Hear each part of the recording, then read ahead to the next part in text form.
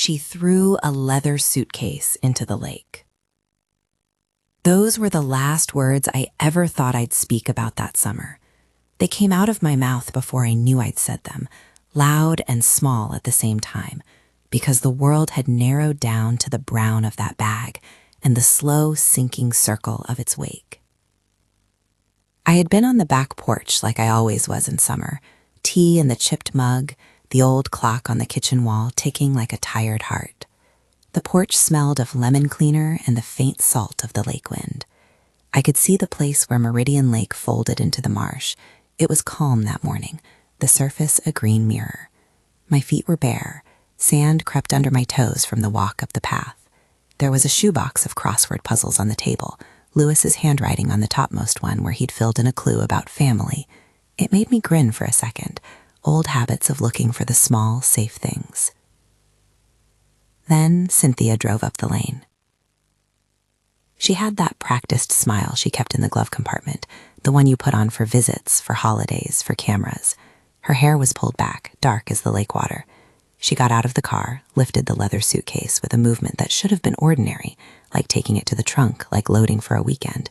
But instead she walked toward the dock and flung it over the railing as if it were nothing worth keeping. At first I thought she'd lost her mind. I watched it arc through the air, the lever catching the sunlight with a dull shine. It hit the water and went under with a neat, monstrous little silence. For a long second, the lake looked unchanged except for a perfect ring that rolled outward and died on the reeds. I remember thinking, this is such a small place for such a big thing to happen. Then I heard it, a tiny wet sound that could have been the breeze or a gull, but it was not. It was a cry, high and thin and impossible. I stood up so fast my chair complained. The porch clock clicked half a beat and the world sharpened. Cynthia was already on the dock, hands flapping, shouting something at the water. Her face had changed. The smile was gone as if someone had cut it off with scissors. I ran. I am an old woman. I have arthritis in my hands and my knees complain when I climb stairs too fast. But love is a stubborn thing. When you have lost a boy you spent your life knitting around the edges of, you do not consider whether your joints will protest. You only run. The dock was half rotten in places from the spring rains. It smelled of damp wood and the lacquer of the bench where I had once watched Lewis and Cynthia kiss after their wedding, a memory I would later find cruelly ironic. The leather case bobbed where the current had pulled it, a dark lump, water sloshing in and out of the seam. I waded into the lake, cold biting my calves, the mud sucking at my shoes. The water hit the hem of my dress and I didn't care. I got to the suitcase just as Cynthia was leaning over it, arms trembling. She tried the zipper with wet fingers. It was stuck. I shoved both my hands into the hole and felt, wait, a small, slippery resistance, something that belonged in another world. The blue of a baby blanket flashed against my palms. The smell was bile and lake rot. The blanket was soaked, heavy, and on it a tiny purple face turned up like a question. I cannot describe the way your hands know what to do in those seconds, otherwise than to say they remembered being hands at other times. Hands that changed diapers, hands that held a boy learning to walk. I pulled him up and slung the blanket open. He was smaller than I expected. He made a sound like a bubbled complaint, and then no more. There are things I can still see. The clasp of the suitcase, the stitching of the blanket, the way the little baby's eyelids trembled. But the rest is a blur. Water, the slap of Cynthia's shoes on the dock, my breath stabbing like a fishbone. I remember kneeling on the wet board and pressing his back and praying with my mouth. Hang on, I told him. Please, God, hang on. It was not a formal prayer. It was the smallest plea of a woman with a name like mine who had already learned how to say goodbye and was not prepared to learn it again. Paramedics came in a rush of green and orange, 2 men and a woman who moved like machines knowing their work. They wrapped him in a thermal blanket that smelled of metal and antiseptic and put a mask over his mouth.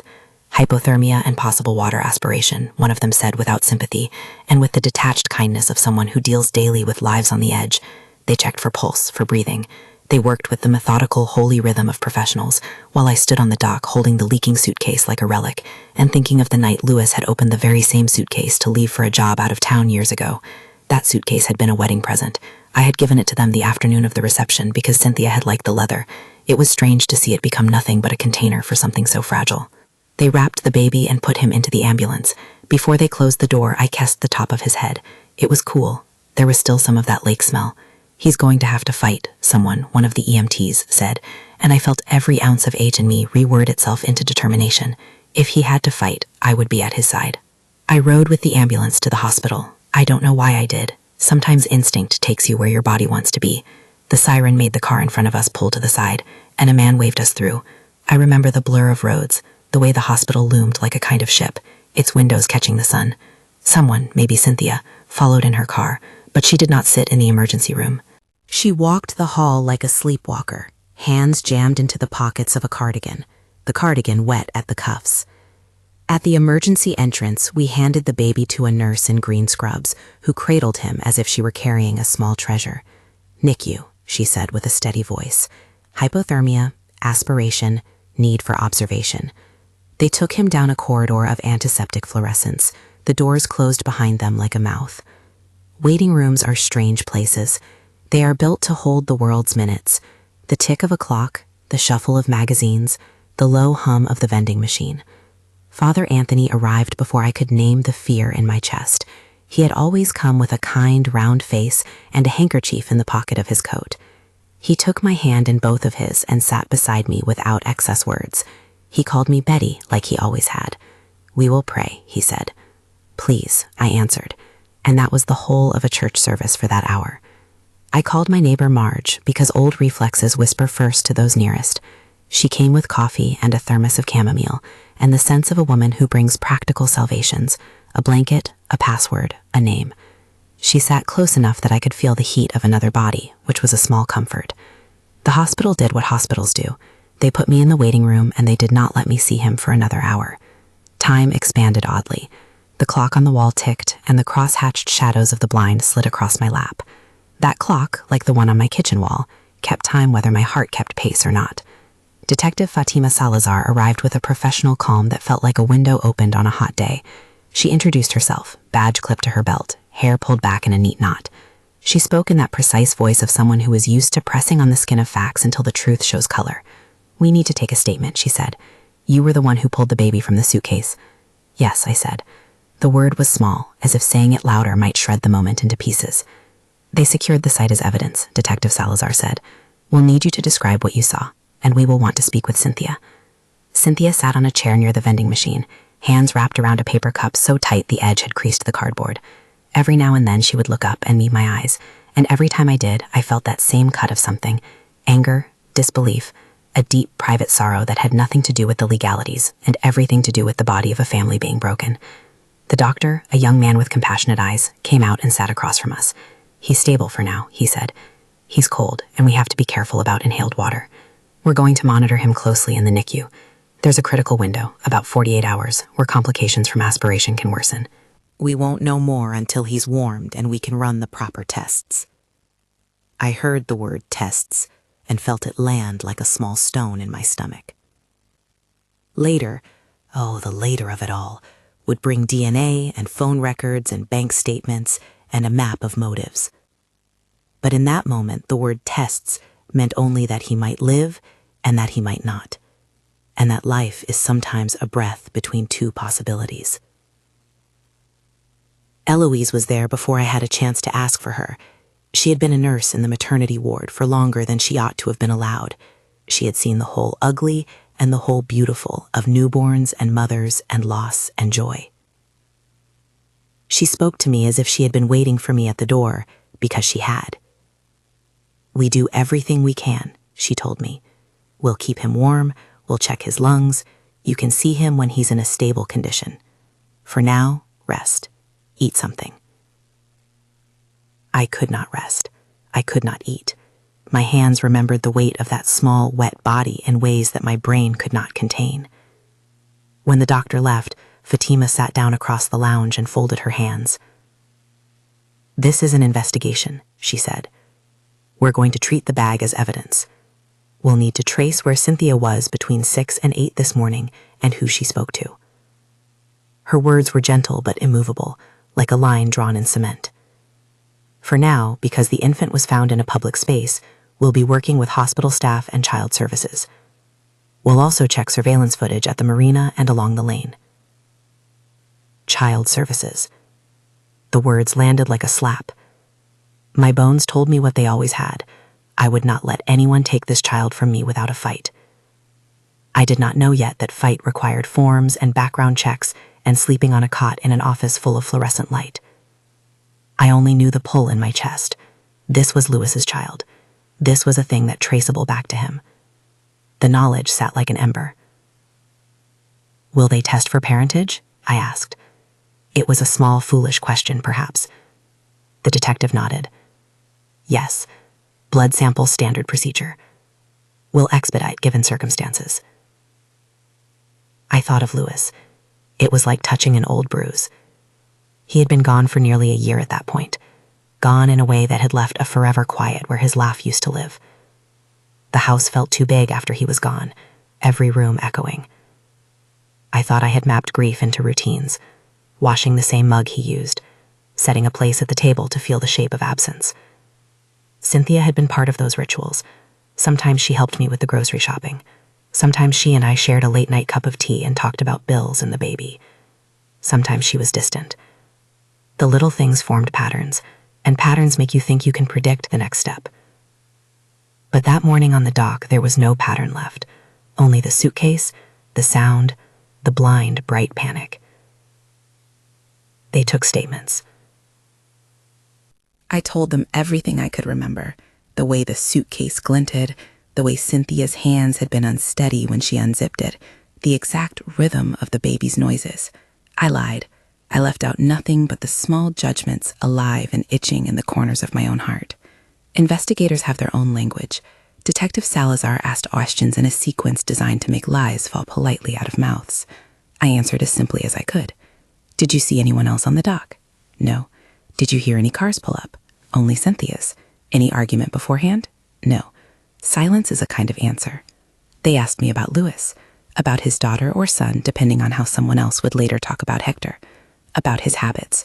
He had been careful with money, he'd worried about bills, and proud in a soft way you see only in maps of people with modest pride. He loved to tinker with engines. He kept an old journal with recipes and notes about life. I told Fatima about the journal. She listened and wrote it down, as if the detail of a man's handwriting could later be a rope to pull someone back. When they asked for Cynthia's name and contact information, I gave it to them, my hands cool despite the fever in my chest. I watched Cynthia through the plate glass, sitting in a corner with her legs tucked under the chair, as if trying to fold herself small enough to be invisible. Sometimes people fold themselves into corners and the world takes it as repentance. Sometimes they fold because they are hiding something heavier. I did not yet know which was which. The nurse who had taken the baby's first set of vitals came out and told us the initial blood work had shown nothing dramatic. No drug markers, no immediate signs of infection. She cautioned against hope. He's young and small. Babies are mighty, but their bodies are also delicate. Initial oxygen levels were low. We need to see how he warms up. Eloise took my hand then and squeezed it in a human way, but had nothing to do with Christian platitudes and everything to do with shared labor. Hours stretched. Someone offered me a plastic chair, a bagel with hard, too thin jam. Time became a series of small rituals to survive. Run your fingers along the edge of the magazine, count the loop of a drip stand as if it were a necklace. Look up when a nurse opens the NICU doors and stare until the double doors slide closed again. Father Anthony read psalms with a voice like a blanket being shaken out, and I repeated little lines because repetition is the closest thing to work when your hands have nothing else to do. At some point late in the afternoon, a young social worker named Aline introduced herself with a gentle but precise manner. We'll ensure the baby has immediate care and that all custodial questions are addressed, she said. She had a clipboard and a habit of looking people in the eye in a way that made you feel both seen and slightly exposed. Because the infant was found in the lake, there's a mandatory protocol. We'll be checking to establish emergency custody, so medical decisions can be made on his behalf.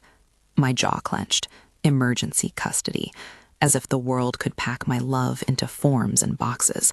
I'm his grandmother, I said, as if that fact were a shield with enough weight to stop the wind. I know, Aline replied.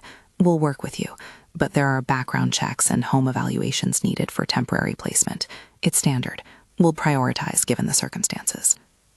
They said standard, as if the word could make everything routine. There was a bureaucratic language to these moments that felt like a different religion, one of forms and boxes and red tape and compassion couched in caution. I was not naive about the system. I had watched my son struggle with it. I had cursed it when papers got lost and cheered when a kind clerk made something move faster. But now it felt like a hand trying to take this small, shivering life from the trembling shore of the dock and put him into a queue. While Aline spoke, my mind dashed back to Lewis's boyhood. The old clock on my kitchen wall chimed 3 times, and I counted the chimes like beads. Louis used to build tangy wooden cars and line them up on his desk. He loved the sound of an engine starting and the way a fixed thing could be coaxed into motion. When Cynthia married him, she walked into a life that had been heavily laden with loyalty and labor. I had seen them in love in a way that gave you the feeling you could live on forever in small routine things. Dinner at 7, a cup of tea, arguments about paint color that dissolved into laughter. That life had been beautiful, even with the edges scraped. Somewhere in those memories, the present cut again. Someone had to file reports. Someone had to photograph the doc. The detective asked me to describe the suitcase. It was a leather travel case, I told her. A brown one with a brass clasp. I remember giving them something similar for their wedding. Cynthia admired the grain of the leather. Wedding gift? She asked. Yes. Do you know when they received it? The wedding was 2 years ago. My voice had the little hitch of time leaving a body. She nodded and wrote it down. She told me they would take the case as evidence and photograph it, and that they would test for fingerprints and fibers and any trace that would show whether the bag had been handled with gloves or not. Words like trace and forensic began to creep into my ears like distant thunder without sound. By the time the sun was leaning toward the trees, a doctor brought out a small white paper bag and a face I would come to know in later days, Dr. Alan Mendes. He introduced himself as a specialist, and his voice had that exacting timbre of someone who delights in evidence. He did not say much then, only that they had taken blood samples and would do what was necessary. He said something about sequencing and expected turnaround, but to me the words were like someone talking about the weather. I wanted him to say, "He will live," or "He will not," but the good doctor was kind enough to leave that box unopened for the moment. Night moved across the parking lot and made the waiting room a small island of lamplight. People came and went with updates and whispered confidences. Someone brought me a thick blanket. Someone else offered a place to call home. "You can stay here tonight if you'd like." I thought about sleeping in the cheap fold-out chair and waking to the steady beeping of the hospital monitors, and decided I could not bear to let him be alone even for a minute. When the nurse finally came out and said the infant had been moved to a heated crib in the NICU for observation, my knees felt like ice. The doctor advised that the first night was critical. Aspiration can cause pneumonia, and hypothermia weakens an infant's defenses. 48 hours, he said gently, is the window we watch most closely. I repeated the number to myself because it gave shape to the amorphous fear. That night I slept in a chair with the sweater Cynthia had left behind draped over my lap. It smelled faintly of her perfume. I woke whenever the automatic doors sighed open. Once, around 3 a.m, I walked the hospital corridor and found the marina security footage being reviewed on a laptop by an officer who looked as tired as I felt. The image was grainy. A car, the dock, a hand that might have been a woman's. I could not make any certainty of it. I asked too many questions. The officer offered the thin shelter of protocol. "We'll keep you informed." I drove home before dawn, the bland hospital coffee sloshing in a cup between my knees. The house seemed enormous, full of Louis's artifacts, the journal on the bedside table, a pair of work gloves left by the door, the mug with a chip he had never replaced.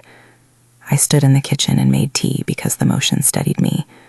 The old clock on the kitchen wall greeted me with a soft, accusing tick.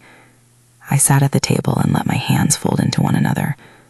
On the seat across from me, Louis's chair sat like a ghost. It had been a year since he left us, and in that year the world had taught me how to set a place for absence. The baby changed that. That was the thing the police wanted, the pattern, the proof, the place where intent shows itself in the mundane. I thought about the harbor cameras, about the way the clerk at the marina remembered the day, about the oddness of a wedding gift becoming a vessel. I told myself I would sleep later. For now, sleep felt like forgetting. I brewed another tea and wrapped my hands around the warm mug like an offering. I opened Louis's journal because some rituals make a way back to the living. His handwriting, a looped, confident script, ran across the page, notes about spare parts, a recipe for a stew he liked, a shopping list with blankets scrawled in the margin. There was a folded scrap of paper tucked between the pages, a receipt from the week before, Cynthia's name penciled on at the top of a list I could not make out in the dim light. I did not open it. I held it like a talisman and thought of the boy in the blue blanket, sleeping under plastic and beeping monitors, and felt an ache that made my chest hollow. They told me then. Oh, they told me so many things in the days that followed. But the first thing that hit like a stone was simply this: you can pull something out of a lake, and you do not yet know what you have pulled out. You may think it is water and sand and leather. You may think you have a child. You may think you will be saved by the smallness of a body. But the truth is that the world keeps secrets the way a house keeps dust. You sweep, and something keeps returning. That night, when the lights in my kitchen finally dimmed, and the old clock said it was time to do what bodies had to do, I lay awake and listened to the lake in my head. I could still see the suitcase lying in the water, and I could see the baby's eyes, which were closed like small injuries. I did not yet know the name he would be given. I did not yet know the details that would make this not a one-off tragedy, but something much larger. I only knew that I could not stop running toward whatever the world threw into the water. If you want to know what was inside that suitcase and how the rest of it unfolded, stay with me. The next morning, the hospital called to say the baby was breathing easier. They had cleared some of the fluid from his lungs and warmed his body. For the first time, the nurse said the word encouraging. I felt as if someone had set a candle on the windowsill. It did not mean he would be fine, only that he had pushed through a small opening. They took blood for the standard tests and for paternity. I remember the cry, soft and human, of someone else's practice. We need to establish identity in case there is no parent present, the nurse explained. Detective Salazar called to say they had located the boat launch surveillance tapes from a camera across the inlet. She could not share the footage with me, but told me they had spotted a car like Cynthia's. We are following leads, she said. We will let you know when we need you to come in. They were moving like a clockwork of people doing their jobs. The hospital with its life-sustaining routines, the detectives with their notebooks and gentle pressure, the social worker with a form or three already printed. There seemed to be an invisible tide that I had stepped into, and I had to learn to swim within its current. That afternoon, one of the NICU nurses, Eloise, brought a small blanket that smelled of detergent and love and set it on my knees when she came back to tell me the infant had opened his eyes and blinked when the light touched them. "There you go," she said. "That's a good sign." It was a good sign. I had to rely on such signs now. My hands shook as I held the blanket against my mouth. I pressed it to my face and breathed the clean warmth, and in that small act, I felt my edges come together a little. There is an enormous difference between holding a cup of tea and holding a life that has been spared by a thin margin. I thought of Louis and how he had loved to put a lid on a bowl and stir until the sound changed, and how patient he could be when a motor refused to start. I felt suddenly that patience could be learned again. Detective Salazar came by that evening in a plain coat with no ribbon. She sat and told me the facts as they stood. The tissues from the dock were collected, the suitcase was in evidence, the marina had cameras that might show Cynthia at the time of the incident. "We will be interviewing witnesses who saw a car at the lane," she said. "We will need to confirm Cynthia's whereabouts. Right now, our priority is the infant's well-being." I told her about the wedding when the suitcase had been new and shiny, when we laughed about whether it would survive a move to a new apartment or the weather. "It seems ridiculous that a gift should become a weapon," I said. She only nodded. "I know it's hard," she said, "but we're treating this as a criminal matter. Finding the baby alive is a miracle in the sense that a life was saved, but we must also find out if a crime occurred." Her use of the word miracle was clinical. She did not mean it as a sermon. That suited me. I did not want my faith turned into a public spectacle. I wanted someone to tell me what was true, in the same way I wanted someone to tell me whether a fever would break. She asked whether Louis was the father. The answer was an ache in my throat. "His son," I said. The sentence was a firm anchor. I was thinking in fragments: hotel rooms of memory, the smell of motor oil, the sound of the old clock. But the fact remained: the child had a claim to our family by blood. That was both a comfort and a calamity. When I went home that night, the house felt different. There was a small, searing light in the corner of my eye that I could not put out. I fetched Louis's old sweater and wrapped it around my shoulders like a flag and walked to the kitchen window. Meridian Lake spread like a dark pain, and somewhere under it, the place where the suitcase had vanished was only a slight disturbance. I thought of the leather, of the brass clasp, and of what it meant to take something meant to carry journeys and use it to fill an absence. I did not sleep well. My dreams were full of water and the echo of a small cry.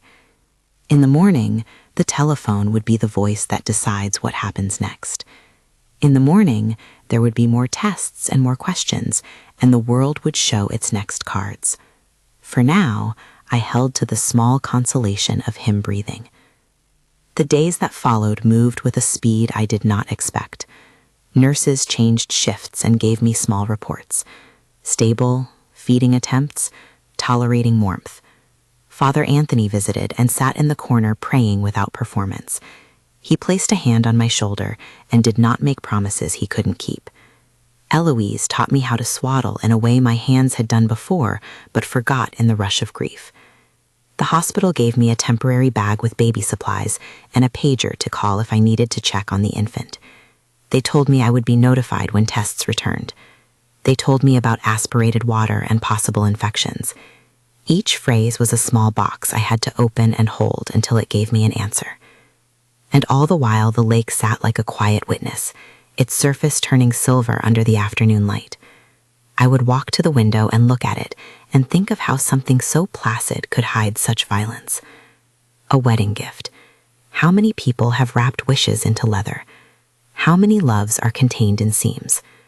I thought of how easily things meant to travel could be repurposed into tools for throwing away. I thought of the way life hangs in a little blue blanket and a pair of lungs.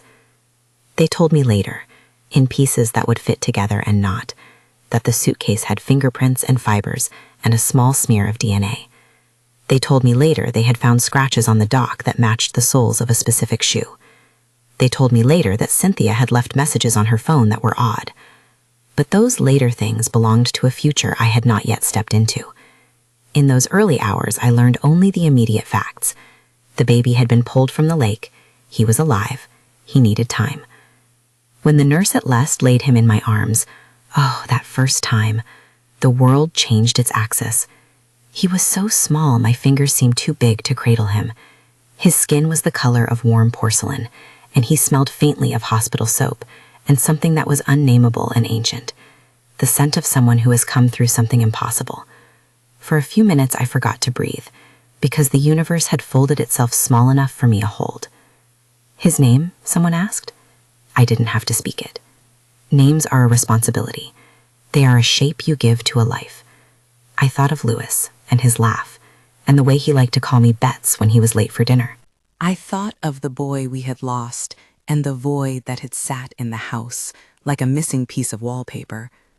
In that moment, I knew the name, Hector, because it felt right in my mouth, and because it tied to the old stories we had told at night.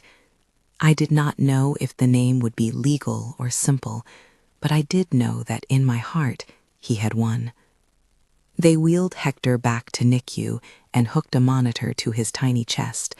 I sat by his incubator and watched the numbers climb and fall.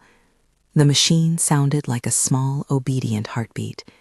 People came and went, doctors with clipboards, nurses with soft voices, a social worker with a stack of forms, Detective Salazar with new questions each time. It began to feel like a new kind of life, one measured in appointments and forms and the slow accumulation of proof. When Detective Salazar left that evening, she paused at the doorway, turned back to me and said, "We will do our best to find out what happened. For now, focus on Hector. Let him do the work of getting stronger." I said nothing to her, because what else was there to say? I watched the monitor as if it were a church bell. That first week was a patient thing of small victories and sudden alarms. He opened his eyes wider each day, and on the fourth morning, he cried in a way that felt like a rival. The tears for Louis and the terror and the bureaucracies all sat like rocks in my pockets. I carried them, but refused to let them be the reason he would not live. There was a resolution that crept in, almost without my permission. I would fight. I would learn forms and sign them.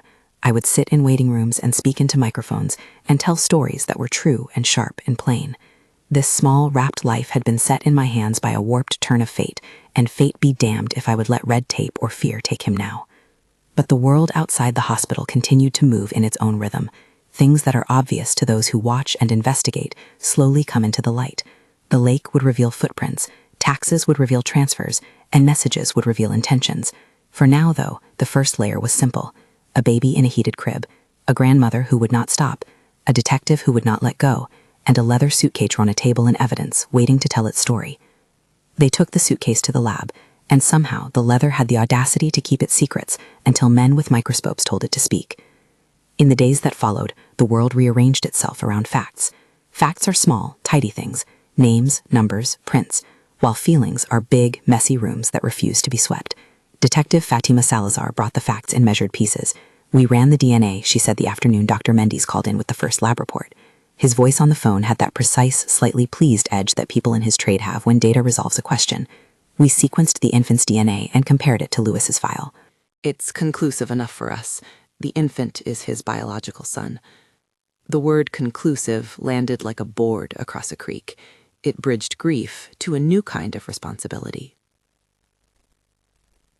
Dr. Alan Mendes explained, in plain terms because he could see my hands were not steady for jargon, that the test was standard, markers compared between the sample taken from the infant and the genetic material on file for Lewis.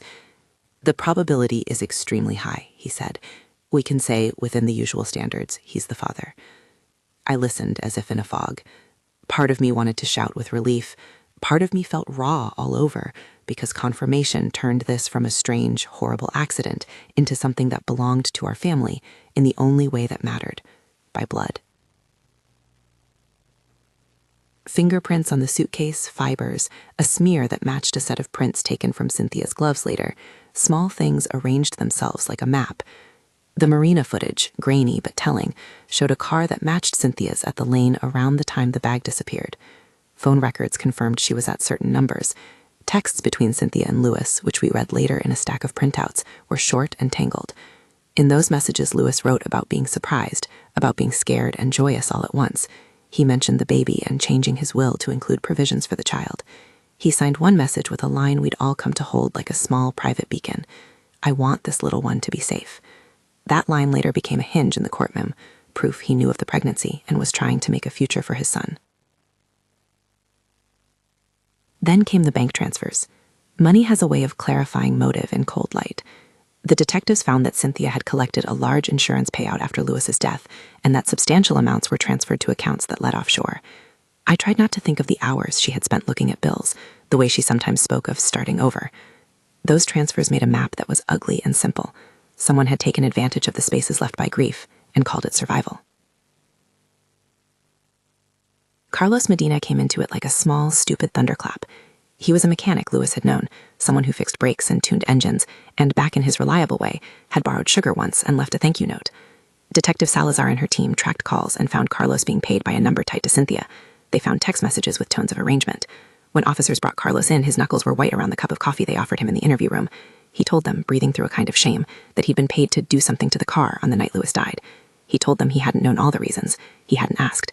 He had altered the brakes. He said the word tamper, like someone apologizing to a tool. I remember the day they told me his confession.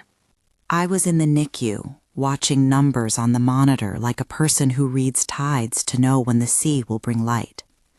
Detective Salazar came in and sat down near the incubator. She put a small file on the chair and told me where Carlos had been and what he'd said. The room smelled like antiseptic and milk. He confessed to being paid to tamper with Lewis's vehicle, she said simply. The phone in my purse buzzed at that precise, awful moment, and the sound seemed to underline the sentence. Cynthia's name stopped being the name of a daughter-in-law and became the name attached to a trail. When the police discovered a pattern, sabotaged brakes, large insurance payouts, offshore transfers, and then the suitcase at the lake, the notion that Lewis's death was an accident lost its footing. It gave way to something harder, premeditation. The detectives pieced together the timeline like seamstresses, where Cynthia had been at certain hours, confirmed by toll records and witness testimony, whom she had texted, what accounts the money had moved through. Each small confirmation made the picture less ambiguous. Motive is never as simple as it appears in the headlines. Here it was a knot of debt, fear, and a plan that someone somewhere had convinced herself would be clean. The law carved it into terms that stuck: murder, attempted murder, fraud, conspiracy. Those words, spoken in offices and written on paper, have a chill to them like the wind off the lake. The day Cynthia vanished, the air in the hospital seemed to change. We had expected her to be in custody, or at least in a room with two detectives asking questions. Instead, she was missing. Her phone rang out into an answering void that ate the sound. She didn't pick up for 2 nights. We later learned she'd left town, taking a bag and a small cache of cash that did not explain everything, but explained enough. The detectives kept after her the way a tide keeps after a shore. Fatima's persistence was steady as a metronome. Every morning she'd call with inch-by-inch progress. She used an alias for a motel, she'd say. We have surveillance placing her at a bus station. We're tracking transactions. It seemed like forever. There were stretches when I felt suspended between hope and dread, only able to occupy the space at the hospital where Hector needed me to be. Meanwhile, the custody question loomed like a heavy legal cloud. Aline, the social worker, was kind in the way of people who have to be firm. She held a stack of forms like a shield and told me with compassion and procedure mixed in equal parts what would be required for temporary placement. Background checks, fingerprinting, a home inspection, references, parenting classes. It's standard, she said, and I understood then that standard was the word systems use to make everyone feel safe, even when the safety they guarantee can feel punishingly slow. They wanted to make sure Hector would have stability and that a person placed in his life would meet certain thresholds. I understood why. I'd watched systems fail before.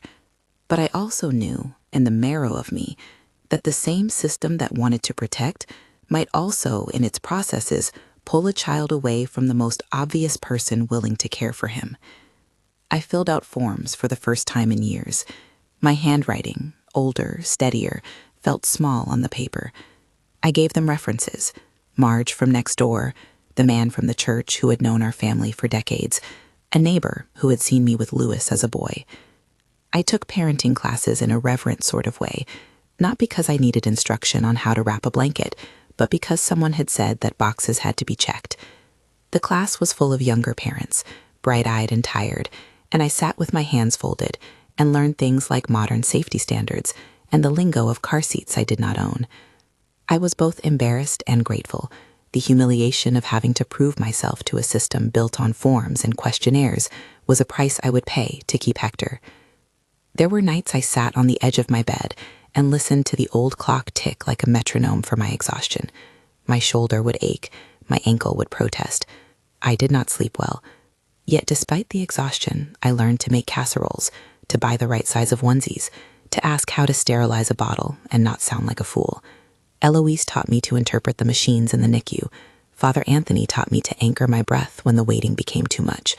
Aline, though stern, became an ally in paperwork. She moved things through the system when she could, argued politely with people who needed convincing, and, when she could, put a human hand on my shoulder and say, "We're doing what we can." Detective Salazar kept the pressure on the case. Carlos's confession and the financial trail gave them the lines they needed to trace Cynthia's movements and associates. It was the financial trail that revealed the worst of motives, a pattern of transfers and withdrawals meant to cushion a life with Louis's income. In the end, motive in the cold light of evidence often looks less like a dramatic movie scene and more like meetings with accountants and late-night messages planning how to move money. That ordinariness, the way someone might rationalize harm as a transaction, was what felt most bitter to me. They found a recording shortly after Carlos's confession that would later become central. Cynthia, it turned out, had been caught on a surveillance call arranging a meeting at an old warehouse on the edge of town. The detectives set a trap that was careful, legal, and designed to limit risk. Fatima explained the plan to me with that mix of frankness and steely care that had sustained me through the long days. "We'll use a controlled call," she said. "We'll make it seem like we're passing along something that'll lure her. We'll have officers in place. We don't want any surprises." The plan involved a bait meeting, undercover presence, and, a thing I did not expect, my participation. "You want me there?" I asked, the absurdity of it ringing in the room. "We want someone who has a history with her to make the call seem real," Fatima said. Her eyes were careful. "Can you do it?" I thought of all the forms, the fingerprints, the classes. I thought of Hector's face, that small, determined thing that had made me feel young again simply because he needed me. I thought of Louis's voice in my ear in memory, saying to trust. The decision settled on me with a strange, fierce calm. "Yes," I said. "If it helps, I'll do it." The day of the sting was one of those thin, bright days, as if the weather itself were holding its breath. The warehouse smelled of oil, dust, and the kind of sun-baked metal that makes you squint. We parked in unmarked cars and moved like a chorus of people performing their parts. I had to sit with a wire tucked under my shirt, the tiny weight of it a strange comfort and a small terror at once. Detective Salazar briefed everyone, eyes sharp as a hawk's. Stick to the plan, she said. No improvisation. They played the call to Cynthia so it would sound authentic, my voice asking for answers, my questions winding into the fabric of a woman who had once been part of our family. The idea was to make her feel safe enough to speak plainly.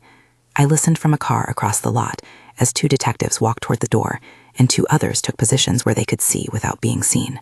Fatima was at the perimeter, like a general whose troops were the best kind, calm, experienced, and visible when needed. Carlos, who had confessed, agreed to testify and stayed a short distance away, trying to make his presence as unobtrusive as possible, while his guilt of conscience played out in his jaw. When Cynthia arrived, she was alone. She walked with a quick, guarded step that made her seem both vulnerable and dangerous. I felt something in me tighten, a thread pulled taut. The detective's plan, rehearsed like a scene, unfolded. We let her believe she was meeting people who could help her move the money or cover her tracks. She spoke with relish of the plan she had, an arrogance that always makes its own undoing. I wish I could say there was a neat cinematic line where everything came out clearly. The truth is more jagged, but in the middle of the warehouse's rolled-up doors, with light angling through metal slats like prison bars, Cynthia said things on that taped call that would prove decisive. She talked about how easy it was after Lewis's accident.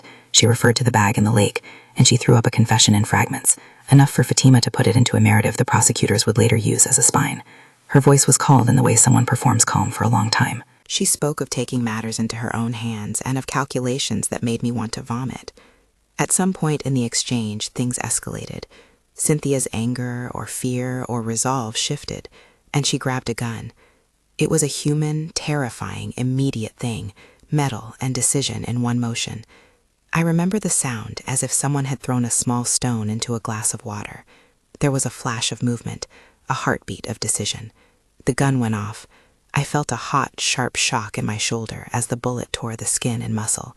My first thought wasn't pain so much as a strange, clean realization. My body had been hit, and I was still thinking of Hector, of what would happen if the plan failed. The world narrowed to a single focus. We had to stop her. Officers moved in with the practiced urgency of people trained to step into violent scenes.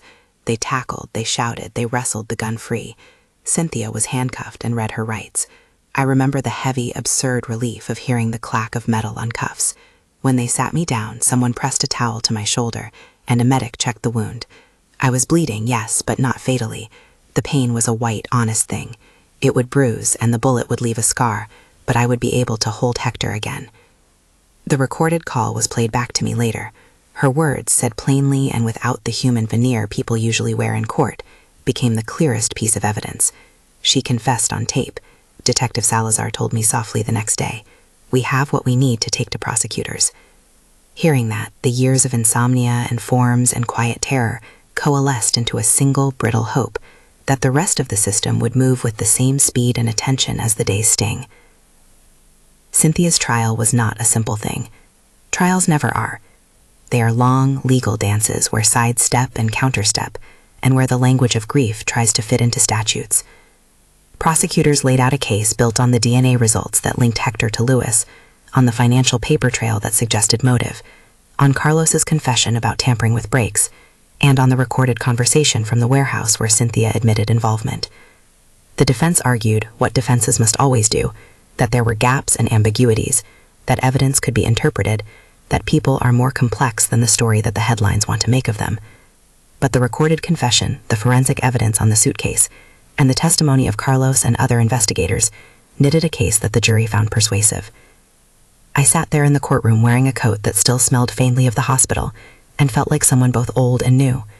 Older because I had seen loss, new because Hector's breathing was still a part of me. The verdict came after days that felt like years. Guilty.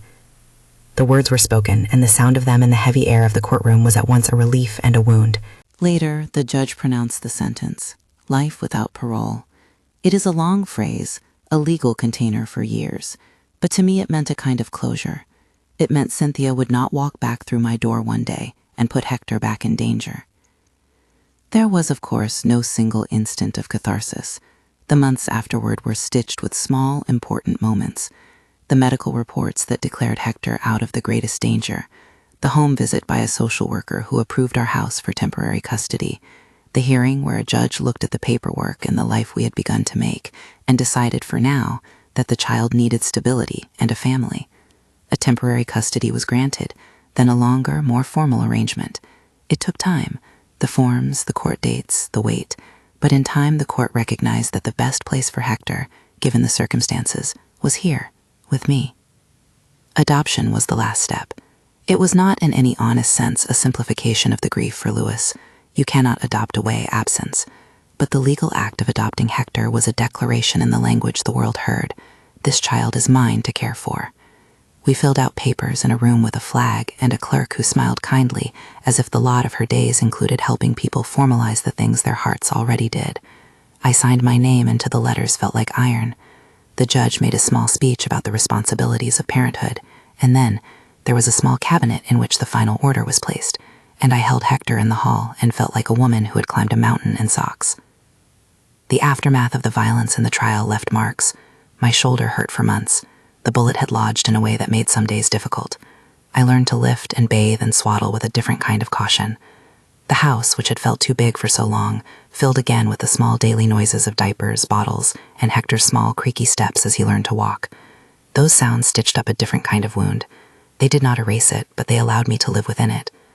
People asked how I managed, how an old woman could go to court, sit in public, hate and forgive, and move through forms and hearings. There was no romantic answer. It was simply the arithmetic of love. I loved my son. I loved this infant who was his son. Love rearranged my life into priorities. It made me park closer to the hospital and learn to sleep in chairs again. It made me learn to navigate a world of paperwork and judges. It made me call Fatima when I heard a late knock at the door and call Aline when a form arrived that looked like a promise to take Hector away.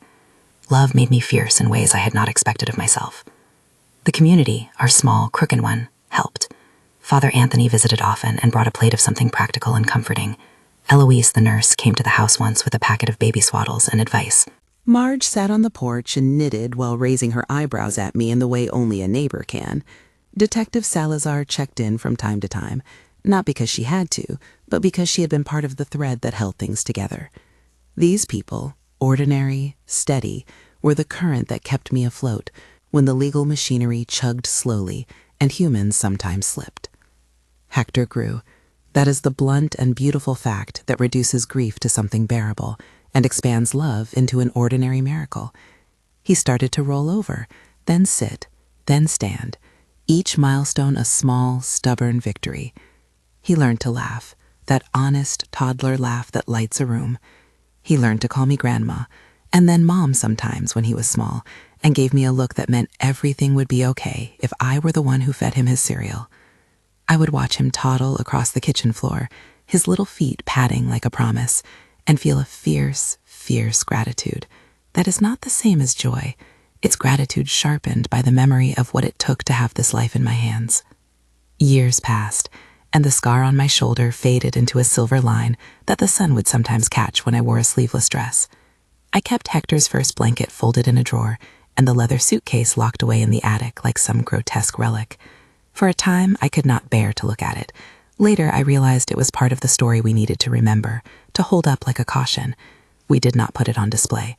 Instead, sometimes when the house smelled of lemon cleaner and noon light spilled across the kitchen table, I would take it down and run my fingers over the worn seam and think of the way leather can be both protective and cruel.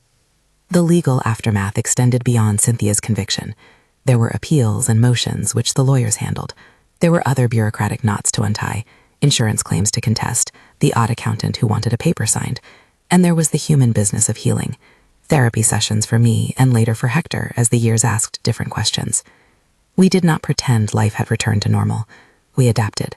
We learned to laugh again in ways that were not afraid. We also learned to be careful, guarded, not paranoid, because the world had taught us that the ordinary can be dangerous. People sometimes ask whether I forgave Cynthia. The question sits like an ebony bead on a string of pages. Forgiveness is a private work, and its arc is long. In the courthouse, in the hospital hall, in photographs, she was both the person who had loved my son and the person who took him away. I do not have an elegant answer. Some days I felt pity for the smallness of her choices. Other days I felt only the ice of anger. In the end, the legal result stood. She was convicted and sentenced to life without parole. That was a societal closure. For my heart, closure came in pieces. Bedtime stories, a scraped knee healed, the first day Hector went to school and did not look back. Time arranges grief in layers. Under the daily care, The laundry, the doctor's appointments, the school concerts was a longer season of living that changed the contour of my days. Hector started school and learned to hold a pencil and then to write his name in lumpy letters that made me laugh until tears came. We had birthday parties with cheap streamers and too much cake. We learned to go to the lake sometimes because it was part of him, part of the family story.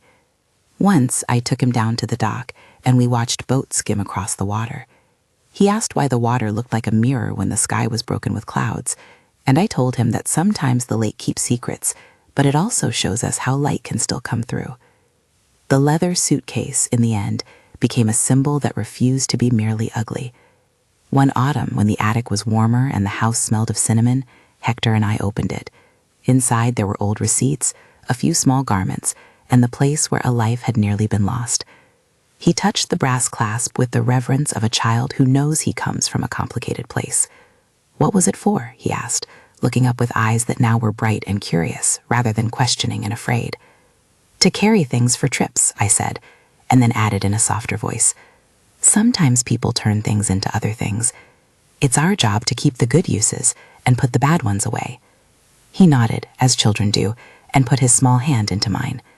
The lake was behind us, broad and quiet. The surface glimmered in late light, and for the first time in a long while, I felt like someone who could tell a story with a beginning, a terrible middle, and a cautious, honest end. There are days when the past reaches in like a cool hand, court anniversaries, news stories that mention the case, a song on the radio that used to be Lewis's favorite. Those days are all right. They are smaller now because the big business of daily life, meals, homework, school plays, small fights over socks, takes more space. The grief has not left. It has been woven into care. Love became a habit of doing, of paperwork turned into parenting, turned into family. Sometimes people look at me and comment on how an old woman did what she did, the running, the confrontation, the paperwork, the courtroom presence. I tell them simply that love is not bound by age. It is a motion like the clock's tick, like the lake's pull. It is stubborn and often inconvenient. It made me run despite arthritis and made me stand in court despite fears. It made me climb mountains of forms because there was a child who needed a place to sleep at night. If that sounds grand, I will only say it is plain. It was necessary. Hector is older now. He's quick to laugh and has a stubborn streak that would have made Lewis chuckle. He plays soccer with kids a decade younger than me, who run circles around me and somehow leave me feeling proud, the way you do when a plant you tended finally blooms. He knows where he came from, in the way children can know the outlines of story without the heavy detail. He knows the name of his father and speaks of him with the soft reverence reserved for lost things. He knows I am his grandmother and his mother, too, in the way the law says it.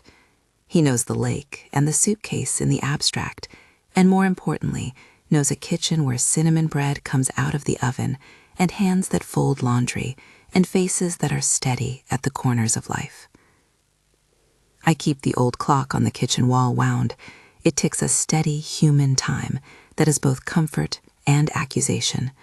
Sometimes at night I sit with a cup of tea and think of Lewis and the life that could have been.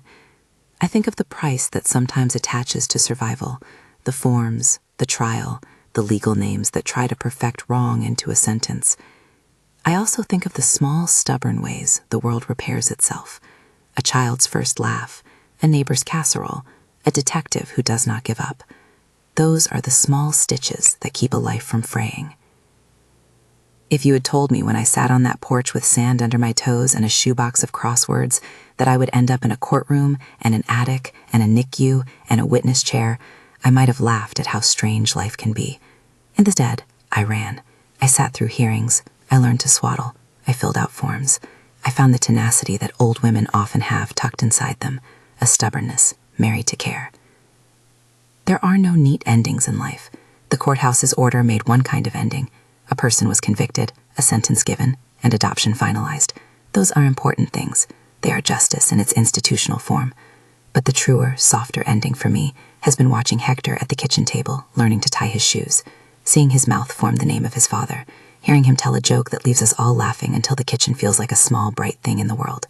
That is the kind of justice that comes as a slow warmth. Sometimes on quiet afternoons, I take the suitcase out and hold it.